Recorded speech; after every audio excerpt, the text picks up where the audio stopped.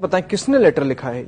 ये रोना विल्सन ने प्रकाश तेलतुंबड़े को ये लेटर लिखा है 18/4/2017 में और लंबा लेटर है। उसमें एक पैरा है जिसमें मोदी को मारने की बात आती है। बताएं क्या है? तो एक तो फंड्स के बारे में है कि 8 करोड़ का फंड्स है और 40,000 राउंड गोलियों का जिक्र है।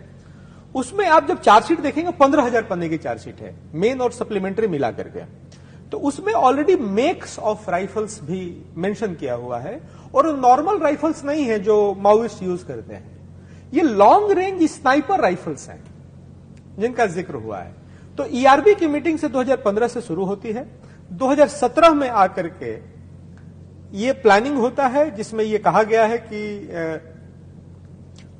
We are thinking along the lines of another Rajiv Gandhi type incident. Rajiv Gandhi को जैसे हत्या की गई, हाँ, वैसे मोदी को मारने का ऐसा हम लोग प्लान कर रहे हैं। और वो उसकी चिंता भी जाहिर करते हैं कि it sound suicidal and there is good chance that we might fail but we feel that the party must deliberate over our proposal. ये targeting road shows could be effective strategy. तो रोड शोज में ये भी लिखा है जी, road shows में sniper rifle से मारने का प्लान था। उस स्नाइपर राइफल के फोटो शेयर हुए हैं और ये जो 8 करोड़ का बजट है ये इनकी सेंट्रल कमेटी ने अप्रूव कर दिया है। 6th लेटर जो आप किताब में लिख रहे हैं, follow up of delivery of sophisticated weapons. ये भी लेटर जो है रोना विल्सन ने प्रकाश तेलतुंबड़े को लिखा है और 26 दिसंबर 2017 26 ऑफ दिसंबर 2017 को लिखा है, where they are discussing how to procure sophisticated weapons and they have a contact in Nepal and the comrades from Manipur may also assist. And Manipur is mentioned as a possible source of sophisticated weapons for these comrades here. This is a letter of 2017. And it goes on to say there is pressing need to inflict heavy damage on the enemy, which is Indian state, something that we have not been able to do since the Darba ambush of 2013, in which almost entire leadership of the Congress party in Chhattisgarh had vanished. And this person is writing, I am sending a catalogue of the available equipment, which is weapons, along with this package. In that catalog, that long range sniper rifles is mentioned. Photographs are there. Photographs are there. Weapons, which they are procuring from Nepal, with some assistance from Manipur. And इसमें लिखा है, most of the equipment can be transported via 2 separate routes from Nepal through Kolkata. It will be disassembled, merged inside heavy electronics appliances before it reaches to your designated dumps along the Odisha-Chhattisgarh border.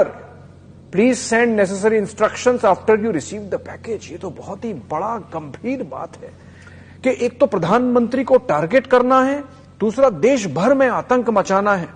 तो ये urban नक्सल जो हम कहते हैं और ये एक media की बोगी करके बता दिया जाता है, it's not media bogey, it is actually there. Bhima Koregaon में कास्ट कॉन्फ्लिक्ट है, उसी तरीके से कास्ट कॉन्फ्लिक्ट मणिपुर में है।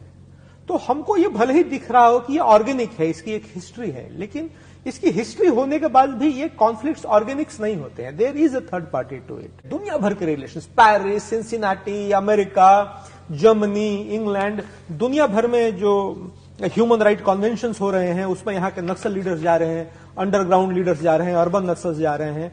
ये सबको इस इन्वेस्टिगेशन ने खोल के रख दिया। एक इनफैक्ट क्योंकि आपने मेंशन किया ये सब दुनिया भर में हो रहा है, please coordinate with our friends in America and France. Comrade Anupama Rao and comrade Shailaja Paik have agreed to invite you for guest lectures. That means they are already settled there. Yes. These two comrades are settled in America. So the ecosystem is having connections in America, France, and at least twice a year they can invite for guest lectures at their respective universities in Paris and Cincinnati, both very much interested in studying caste violence. सोचिए Cincinnati में, Paris में caste violence पे उनको चर्चा करनी है, and discrimination on minorities in modern India. Some of the central committee leaders will also consider interview requests of foreign activists such as Professor Etin Balibar. ये तो पूरा इकोसिस्टम है, सपोर्ट सिस्टम है और ये तो बहुत ही गंभीर। ये इकोसिस्टम आप बार बार देखेंगे कास्ट वायलेंस की बातचीत करता है, कास्ट डिस्क्रिमिनेशन की बातचीत करता है, दलित, माइनॉरिटीज और अलग अलग कास्ट के, जिसके बारे में राहुल गांधी आजकल बहुत हॉटलाइंस की बातचीत है, वो भी यहां से भी एड्रेस करते हैं और अमेरिका जाके भी ग्लोबल प्लेटफॉर्म से भी एड्रेस करते हैं। उनको लगता है कि वहां से ज्यादा बोला जाएगा।